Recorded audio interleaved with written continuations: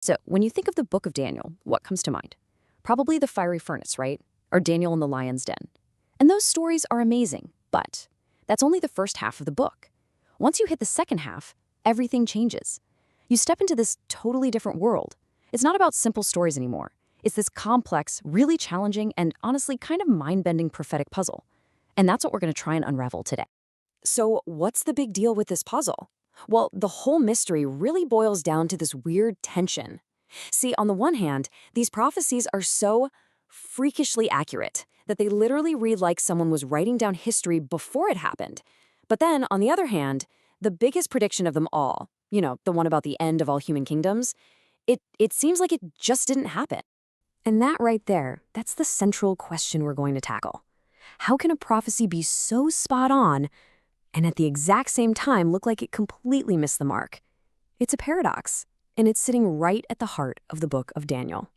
I mean, the book of Daniel literally splits right down the middle. Chapters 1 through 6, there are these straightforward stories we all know. They're written in the third person, and they're in Aramaic, which was kind of like the international language of the day, meant for everybody. But then, bam, everything shifts. Suddenly the narration changes to, I, Daniel. The language flips to Hebrew, which tells you this is a message specifically for God's own people. And it just dives headfirst into these wild, complex visions about the future. And this is the incredible, almost unbelievable claim these visions are making. They're so detailed, the sequence of events is so precise that it's not really just predicting the future. It's more like history, just written down hundreds of years before it actually happened. Now, that is a huge claim, right? So let's not just take it at face value. Let's actually look at the evidence that gives this claim so much weight. You can see for yourself just how sharp and precise these visions really were. Okay, so what did Daniel see? His visions lay out the exact succession of world empires, one after another. First, he sees Babylon. That's his own time. Then he sees it getting conquered by the Medo-Persian Empire. After that, the Greek Empire. And it gets specific, even talking about the rise of Alexander the Great and how his kingdom would get split up between 4 of his generals. And finally, the Roman Empire.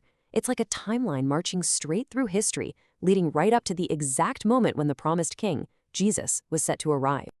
And listen, this isn't some vague horoscope-style guesswork. The level of detail is just staggering.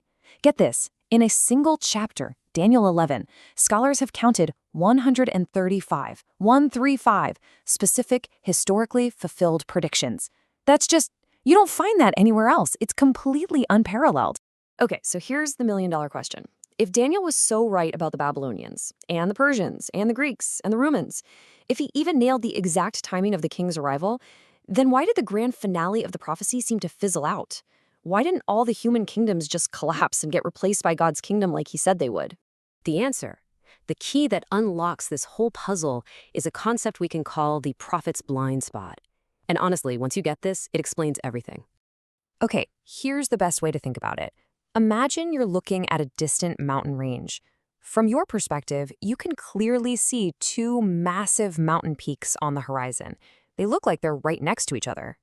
But what you can't see from way back there is the long, deep, vast valley that's actually sitting in between them.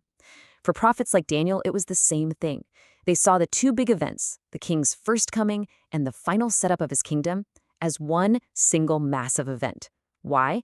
Because that huge valley of time separating the 2 peaks was totally hidden from their view. So, what's in the valley? What fills that huge gap that Daniel couldn't see between those 2 prophetic mountain peaks? It's us. We are. That valley is the entire age we are living in right now. It's the centuries, the thousands of years separating the king's first arrival as a humble, suffering servant from his second arrival as the reigning king. We are living inside that prophetic gap. And once you grasp that, it changes everything. It means we're living in this really unique period of history. You could call it an overlap, where God's kingdom and all the human kingdoms are actually existing at the very same time. Remember that other vision Daniel had, the one with the giant statue that represented all the human empires?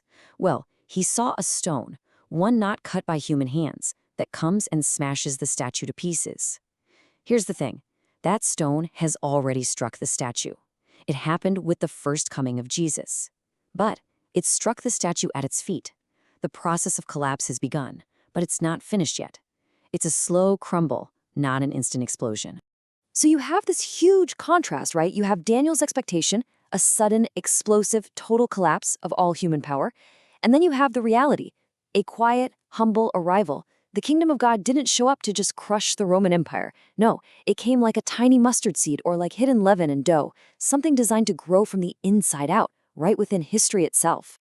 And this is what creates that central tension of the age we live in. The kingdom of God is absolutely real, and it is growing.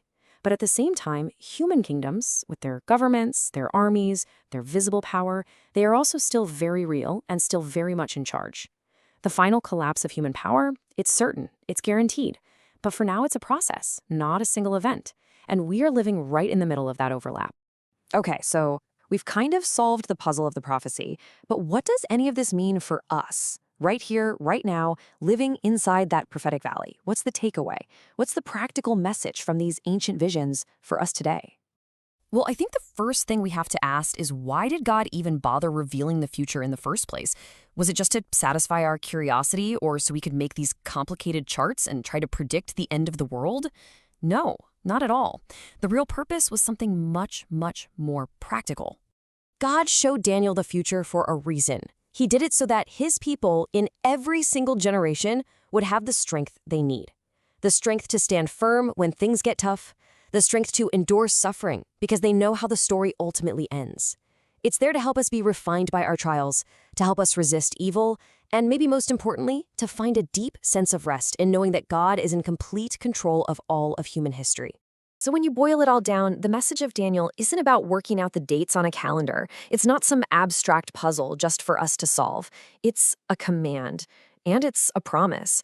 Because the king has already come, and because that same king is coming again, the message for us, living right here in the valley, is this: get ready to reign.